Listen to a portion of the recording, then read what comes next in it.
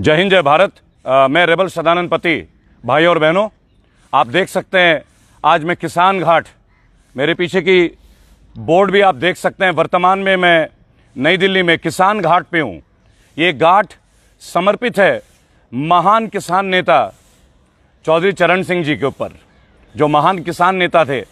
हमारे देश के लिए बहुत सारे काम इन्होंने किए। हमारे पूर्व प्रधानमंत्री थे और किसानों के हक के लिए, उनकी आवाज़ के लिए ये हमेशा आंदोलन करते रहे। अपना पूरा जीवन चौधरी चरण सिंह ने किसानों के लिए समर्पित किया। किसानों के मसीहा चौधरी चरण सिंह के स्थल किसान घाट में आज मैं बैठा हूं।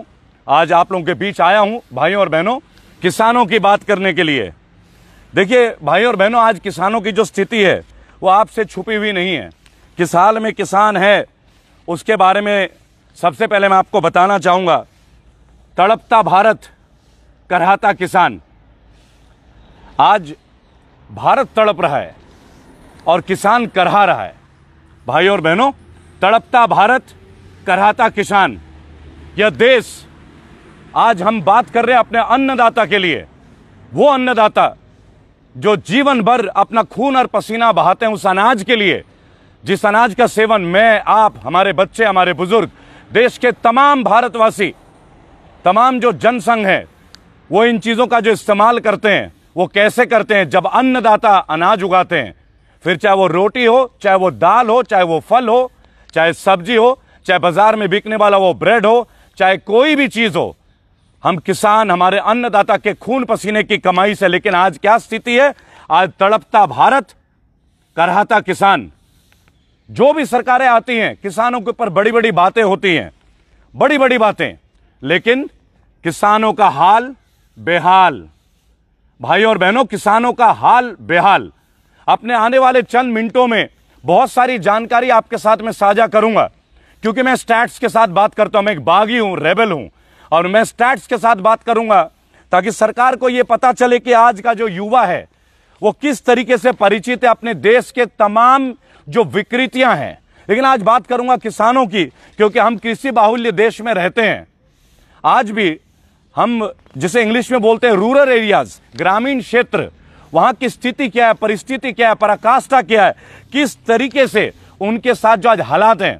आप तमाम न्यूज चैनलों में देखते होंगे पंजाब और हरियाणा में किसानों को किस तरीके से पीटा जा रहा है। पिछले 3 दिन से वो आंदोलन कर रहे हैं, क्योंकि केंद्र की सरकार ने कुछ नए एक्ट लाए हैं। एक ऐसा एक्ट, एक ऐसा फार्मिंग ऑर्डिनेंस जो ना लोगों के बीच वो आए, ना लोगों से उन्होंने पूछा, और विशेष तौर पे किसानों से तो पूछा ही नहीं। वो कहते कि ऑर्डिनेंस किसान हितैषी है, कृषि हितैषी है। अगर ये किसान हितैषी है तो फिर हम किसानों से पहले चर्चा क्यों नहीं करते? और अगर ये सच में किसान हितैषी है तो भाइयों और बहनों, इस वीडियो के माध्यम से मैं एक बात आप लोगों से पूछना चाहूंगा, और ये वीडियो ज्यादा से ज्यादा शेयर करेंगे भाइयों और बहनों, ताकि पता चले कि जो किसान वहां आंदोलन कर रहे हैं पंजाब, हरियाणा और देश के कोने कोने में, भारतीय किसान यूनियन के लोग जो आज आंदोलन कर रहे हैं, अगर ये किसान हितैषी सरकार है और अगर ये ऑर्डिनेंस किसानों के लिए हुआ है तो किसानों पे लाठीचार्ज क्यों पंजाब और हरियाणा में किसानों पे लाठीचार्ज हो रहा है? भाइयों और बहनों, क्या मुझे इसका जवाब केंद्र की सरकार दे सकती है? हरियाणा जो कि कृषि बाहुल्य क्षेत्र है, आज वहां किसानों पे लाठियां भांजी जा रही हैं, लाठियां। मैं रेबल सदानंद पति, आपका भाई, आपका बेटा, आप लोगों के बीच, आपके बीच मैं ये कह सकता हूं भाइयों और बहनों कि आज भारतवर्ष में और पूरे विश्व में जिन वीडियोस को लोग देख रहे हैं और तमाम लोग देख रहे हैं, ये केवल इसलिए नहीं कि हमें कोई मीडिया के चर्चे चाहिए या हमें कोई लाइक्स चाहिए और शेयरिंग चाहिए, नहीं। हम केयर करना चाहते हैं भाइयों और बहनों। किसानों की बात आज रेबल के साथ, किसानों की बात आज रेबल के साथ। एक केंद्र ने एक ऑर्डिनेंस पास किया है 2020 में, और वो ऑर्डिनेंस में जो नियम है भाई और बहनों, जब आप देखेंगे तो आप महसूस करेंगे कि किसानों को छोड़ के तमाम चीजें रखी गई हैं केवल पूंजीपतियों के लिए, केवल और पूंजीपतियों के लिए। मैंने आपको जिस ऑर्डिनेंस के बारे में बताया था वो है एसेंशियल कमोडिटीज एक्ट। भाइयों और बहनों, जुलाई 2020 में केंद्र की सरकार, चूंकि मेजॉरिटी में है लोकसभा राज्यसभा में, एसेंशियल कमोडिटीज एक्ट ये पास किया। इसके 3 रूपरेखा है किसानों के लिए। ये जो आप ईसीए देख रहे हैं, एसेंशियल कमोडिटीज एक्ट, आखिर क्या है ये एसेंशियल कमोडिटीज एक्ट? क्या है? इन्होंने सबसे पहले एसेंशियल कमोडिटीज एक्ट में एफपीटीसी 2020 किया है। एफपीटीसी यानी farmers produce trade and commerce, farmers produce trade and commerce, FPTC 2020। यानी किसान आज की डेट में जो अनाज उगा रहा है, किसान आज की डेट में जो अनाज फल सब्जी उगा के जो बेच रहा है, उन्हें क्या रेट मिलता है वो तो आप भी जानते हैं, मैं आपको वो भी शेयर करूंगा। लेकिन जो रेट उनको दिए जा रहे हैं, अब अलग से एफपीटीसी जो 2020 का पास किया गया है, इसके अंतर्गत अब मंडी के अलावा भी जो बेचे जाएंगे सरकार उसको तय करेगी। खुदरे खुदरे छोटे छोटे जो किसान हैं, जिन पे 2 बीघे जमीन, 3 बीघे जमीन, 4 बीघे जमीन है, तो उनको हम ये कह सकते हैं कि आप ये समझें भाइयों और बहनों कि वो नहीं बेच सकते, वो भी सरकार बेचेंगी। किसान अपना रेट तय नहीं कर सकता, गेहूं का रेट सरकार तय करेगी। ठीक है जी। उसका जो भंडारण है, उसका जो स्टॉक है, जो उसका डिपो है, आप जानते हैं अनाज भंडारण को लेकर हमारे देश में बहुत पहले आंदोलन हुआ था। हमारे लाल बहादुर शास्त्री जी, हमारे पूजनीय स्वर्गीय प्रधानमंत्री जी किसानों के लिए बात करते थे, जय जवान जय किसान। आपने वो नारा देखा होगा, सुना होगा भाइयों और बहनों, किताबों में पढ़ा होगा। लेकिन उस नारे का आज क्या हश्र हो रहा है। आज APMC 2020, agricultural produce market commodities, agricultural produce market commodities, APMC 2020। भाइयों और बहनों, किसान के लिए आप एक ऑर्डिनेंस पास कर रही है केंद्र की सरकार, वो भी कोरोना काल में गुपचुप तरीके से, बैकडोर से, किसानों को बैठा भी नहीं रहे। तमाम देश के जो किसान नेता हैं, किसानों का जो वर्ग है, उनको किस तरह अपेक्षित किया जा रहा है, उनके लिए बनाया गया, लेकिन उन्हें मीटिंग में बुलाई भी नहीं गई और अचानक से 3 ऑर्डिनेंस पास कर देते हैं। आज स्थिति यह है कि ये प्राइवेट लोगों को, अडानी अंबानी जैसे कंपनीज को स्टॉक करने की परमिशन दे देंगे कि आप अनाज का भंडारण करें। आपको मैं एक बात सूचित करना चाहूंगा, आज की बात केवल किसानों के लिए, कि प्याज जो है आज भी 50 रुपए किलो बिक रहा है, आलू 40 रुपए किलो बिकता है, और घिया 40 रुपए किलो, भिंडी 50 रुपए किलो, टमाटर 60 से 80 रुपए किलो। भाइयों और बहनों, ये 1 साल तक की हालात मैं आपको शेयर कर रहा हूं, केवल कोरोना की बात नहीं है। और इन्होंने बोला हमने कनाडा से प्याज मंगाया, ना तो किसान को रेट मिला। भाइयों और बहनों, जो किसान उन्हें उपजाया उससे तो रेट मिला नहीं, लेकिन जो ये भंडारण करते हैं, स्टॉक करते हैं, स्टॉक यार्ड बनाते हैं, उनके लिए एक पॉलिसी आ गई। यानी प्राइवेट क्षेत्र के लोग अब लाखों करोड़ों जो है, हजारों बीघे की खेती ले लेंगे लीज पे, और किसानों की ऐसी तैसी हो जाएगी बहुत बढ़िया तरीके से। लेकिन क्या हम ये होने देंगे? यह देश जो कृषि पे आधारित है, कृषि बाहुल्य देश है हमारा भारत, महान राष्ट्र भारत, आज किस तरीके से किसान आत्महत्या कर रहे हैं। जो लोन ले रहे हैं किसान, उनकी लोन की पूर्ति के बाद उनकी जमीनों पे कब्जा किया जा रहा है बैंकों के द्वारा, उनकी सुनवाई नहीं होती। महाराष्ट्र में केंद्र की सरकार और बीजेपी की सरकार रही है 5 साल, लेकिन उन 5 सालों में विदर्भ के कितने किसानों ने आत्महत्या की, आप ये देख सकते हैं, आप गूगल कर सकते हैं। लेकिन भाइयों और बहनों, सबसे कमाल की बात मैं आपसे शेयर करना चाहूंगा कि किसानों की हित करने वाली ये सरकार एपीएमसी 2020, आप देखिएगा, एग्रीकल्चर प्रोड्यूस मार्केटिंग कमिटी बनाई जा रही है किसानों के लिए, कि आपके लिए हम कमिटी लाएंगे, लेकिन किसानों को उसमें शामिल नहीं किया गया। क्या 4 बीघे का खेती करने वाला किसान अपना स्टॉक यार्ड बना सकता है? एक डॉक्टर अपने मर्जी से 1000 रुपए लेता है भाइयों और बहनों, 1000 रुपए विजिटिंग फीस, और 3 दिन के लिए वैलिड है। लेकिन किसान अपने मर्जी से अपने फसल का, अपने अनाज का, अपने सब्जियों का, अपने फल का रेट तय नहीं कर सकता। उसे केंद्र की सरकार के ऊपर आश्रित रहना पड़ेगा, और केंद्र की सरकार उन्हें पेमेंट क्या देती है, यह छुपी हुई बात आपसे नहीं है। अब बात करेंगे FAPFS, farmers agreement on price assurance and farm sweets. भाई और बहनों, गौर से देखिएगा, आपको फिर से बता दूं, FAPFS, farmers agreement on price assurance and farm services.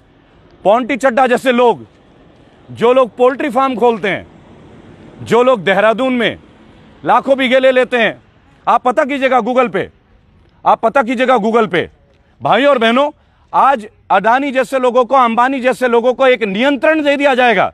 पहले मजदूरों की हत्या हो रही है, मजदूर सड़क पे है, मिडिल क्लास फैमिली सड़क पे है, और देश का अन्नदाता हमारे किसान, अब आखिरी बार उनके ऊपर आपने कर दिया, अब आखिरी बार उनके ऊपर आपने कर दिया। भाइयों और बहनों, मैं केवल एक बात आपसे कहना चाहूंगा इस वीडियो के माध्यम से, किसानों की बात हो रही है, मार्केटिंग कमेटी बनाई जा रही है, करोड़ों रुपए लगा के कमेटी बनेगी, स्टॉक यार्ड बनेगी। किसान पे करोड़ों रुपए होते हैं क्या? किसान पे गाड़ी होता है क्या?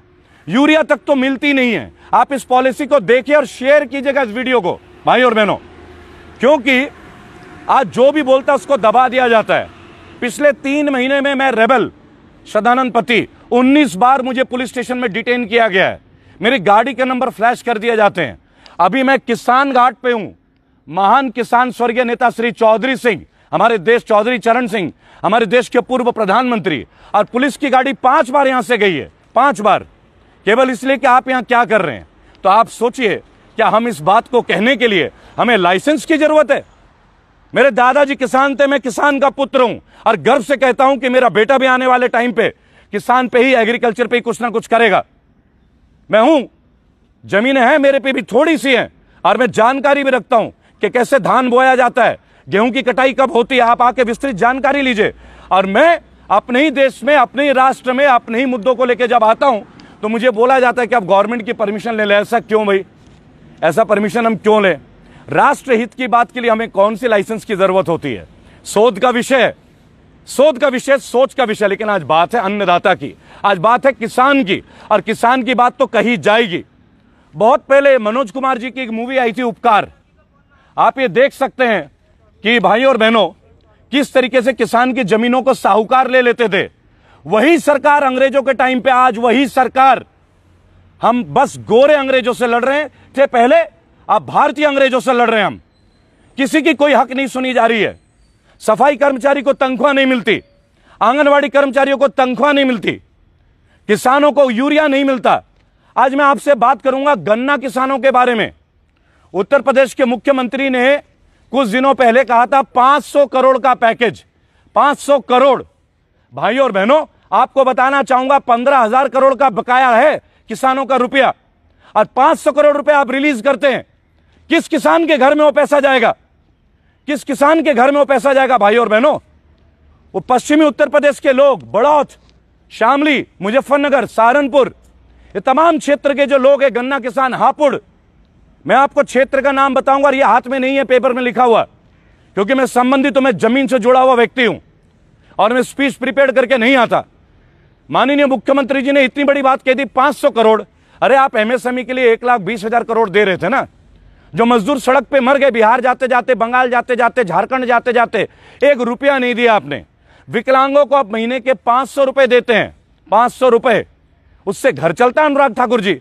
बहुत बड़ी बड़ी बातें करी थी आपने। भाई और बहनों, ये देश अब किसान का अपमान नहीं सहेगा। मैंने बताया 10 अक्टूबर के पहले 1 लाख युवाओं के साथ मैं रोजगार के लिए मानव श्रृंखला बनाने जा रहा हूं, आप लोगों के साथ, आप लोगों के बीच में। और मैं चाहता हूं सब आप आए सड़क पे, लेकिन हम कानून के दायरे में काम करते, हम कानून का उल्लंघन नहीं करते। इसीलिए तो 19 बार थाने में ले गए, 1 घंटे भी थाने में बैठा नहीं सके। लेकिन आखिरकार हमें थाने ले क्यों जाते हैं भाई? आज किसानों पे लाठियां क्यों भांजी जा रही है? क्या कसूर है किसानों का? वो अपना हक मांग रहे हैं भाई और बहनों। हरियाणा में बीजेपी की सरकार है, और आपको पता है कि हरियाणा कृषि बाहुल्य क्षेत्र है, और निरंतर 3 दिन तक मुकदमे दर्ज किए गए किसानों के ऊपर। अगर हम इसी तरह चुप रहे, हमारी चुप्पी जो है किसानों के मौत का कारण बनता जा रहा है। ये किसान आत्महत्या नहीं कर रहे हैं, ये किसानों की हत्या की जा रही है। इस देश के नागरिकों की हत्या की जा रही है, और तमाम वर्ग की हत्या की जा रही है। यहां दलित से लेकर कोई सुरक्षित नहीं है। इन्हें केवल राम मंदिर, हिंदू मुस्लिम विवाद और हिंदू राष्ट्र की बातें आती हैं। अरे भारत एक महान राष्ट्र है। हमारी देश की महानता यह है क्योंकि विविधता में एकता, सर्वधर्म सर्व जाति के लोग यहां एक साथ निवास करते हैं। प्रेम पूर्वक हर्षोल्लास के साथ एक दूसरे का त्योहार सेलिब्रेट करते हैं हम लोग। इस देश में हिंदू मुस्लिम सिख ईसाई दलित भाई बौद्ध जैन सभी धर्म के लोगों का स्वागत रहा है शुरू से, और सभी इस देश के नागरिक हैं। लेकिन इसके ऊपर चर्चा नहीं होगी। आज किसानों की बर्बर पिटाई हो रही है, इसके ऊपर चर्चा नहीं होगी। कोई भी मीडिया, चाहे वो जी टीवी हो, चाहे इंडिया टीवी हो, और Arnab Goswami, you don't need to talk with me any more again, I am not interested to meet you any more. आप जर्नलिस्ट के नाम पे एक धब्बा है, कलंक है। और अगर आप चैलेंज करें मेरे स्टेटमेंट को, तो मैं लोगों के बीच आपके साथ आना चाहूंगा। आपके पास बहुत सारे स्टैट्स होते हैं, डाटा होते हैं। मैं आपको प्रत्यक्ष और ग्रामीण क्षेत्र घर किसान से मुलाकात कराऊंगा, क्योंकि मैं कृषि परिवार से संबंध रखता हूं, एजुकेटेड हूं, विदेशों में भी काम किया है अर्नब जी, लेकिन मैं अंग्रेजी स्टूडियो में झाड़ता नहीं। और अगर आपको थोड़ी बहुत भी ज्ञान हो ना, तो किसानों के बीच में आके देखें। आपकी मीडिया एक बार भी नहीं दिखा रही है आपके चैनल पे कि किसानों का लाठीचार्ज हो रहा है। आखिर क्यों भाई, किस लिए, क्यों लाठीचार्ज कर रहे हैं आप? आपने 3 फार्म ऑर्डिनेंस पास किया है। रेबल सदानंद पति आपसे पूछता है, आपने बैकडोर से कोरोना काल में ऑर्डिनेंस क्यों पास किया? केवल इसलिए क्योंकि आप आज बहुमत में हैं। आप मजदूरों के हित की बात नहीं करते, आंगनवाड़ी कर्मचारियों के हित की बात नहीं करते, टैक्सी यूनियन के हित की बात नहीं करते, फौजियों का पेंशन आपने बंद कर दिया। फौजी शहीद हो रहे हैं, उनके घर वालों को कब नौकरी मिलेगी इसके बारे में कोई टिप्पणी नहीं है। 1 रैंक 1 पेंशन, OROP, माननीय मोदी जी, ये आपका वर्जन था। 2013-14 के चुनाव के दौरान आपने ये डिक्लेरेशन दिया था 1 रैंक 1 पेंशन। सत्ता में आए हुए 6 साल से ऊपर हो गया। कितना टाइम चाहिए आपको? आपने पैरामिलिट्री फोर्सेस के पेंशन खत्म कर दी, सरकारी टीचर्स की पेंशन खत्म कर दी, आपने रेलवेज प्राइवेटाइज कर दिया, आज उनकी छटनी हो रही है। आपने अभी यूपी में संविदा कार्यक्रम ले आए, 5 साल के अंतर्गत आप लोगों को निकाल रहे हैं। ये देश आपको झेलेगा कब तक? ये देश आपको बर्दाश्त करेगा कब तक? रेबल पूछता है आपसे। भाइयों और बहनों, जब आप डरते हैं इनके डंडों से, इनके प्रहार से, ये भय और बढ़ाते हैं।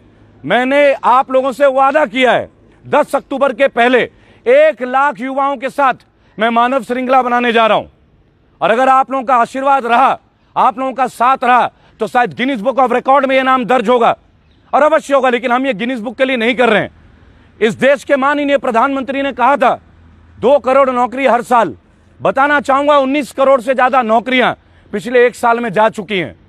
6 साल के हिसाब से 12 करोड़ आपको नौकरी देनी थी, आपने तो छटनी कर दिया। एनटीपीसी में जिन बच्चों ने एग्जाम दिए, आज तक उनका अपॉइंटमेंट बाकी है। रेलवे पुलिस के जो लोग हैं वो आज तक आपका भर्ती का इंतजार देख रहे हैं। यूथ आपको किस राह से देख रहा है? MBA BBA पास किया हुआ यूथ आज नौकरी के लिए दर दर भटक रहा है। आप नए नए कॉलेज को मान्यता देके जा रहे हैं। आपने टीचर्स की नौकरी नहीं दी। आपने जो टीचर गेस्ट लेक्चर्स हैं, जो लीज होल्ड पे 5 साल से, उनको परमानेंट नहीं किया। बहुत सारी ऐसी जगह है जहां लोगों को आज तक तनख्वाह नहीं मिली। जो कॉन्ट्रैक्चुअल वर्कर्स हैं बिजली डिपार्टमेंट के, उनको आप इग्नोर कर रहे हैं। और देश का अन्नदाता किसान, आप देखिए farmers agreement on price assurance and farm services, FAPAFS। भाइयों और बहनों, किसान के लिए आपने 3 ऑर्डिनेंस पास किया और एक भी किसान को आपने उस मीटिंग में नहीं लिया। यह आपकी गवर्नेंस है। Shame on your governance. और माननीय मुख्यमंत्री उत्तर प्रदेश के योगी आदित्यनाथ जी ने, मैं दोबारा पुनः इनको याद दिला दूं, क्योंकि गन्ना किसान से मैं संबंधित हूं, खुद उस परिवार से हूं। मैं जमींदार हूं उत्तर प्रदेश में, आपकी जानकारी के लिए करता हूं खेती। आपने कहा 500 करोड़ आपने गन्ना वालों के लिए दिया है। वो 500 करोड़ में 15,000 करोड़ का बकाया है। 14,500 करोड़ 5 साल से गन्ना किसान इंतजार कर रहे हैं कि कब उनका पेमेंट का भुगतान होगा। कैसे पढ़ाएंगे अपने बच्चे, कैसे पालेंगे अपना घर? आपके अनुराग ठाकुर कहते थे दिल्ली दंगों के दौरान, दिल्ली चुनाव के दौरान 500 रुपए हमने रिलीज कर दिया। 500 रुपए में घर चलता है क्या?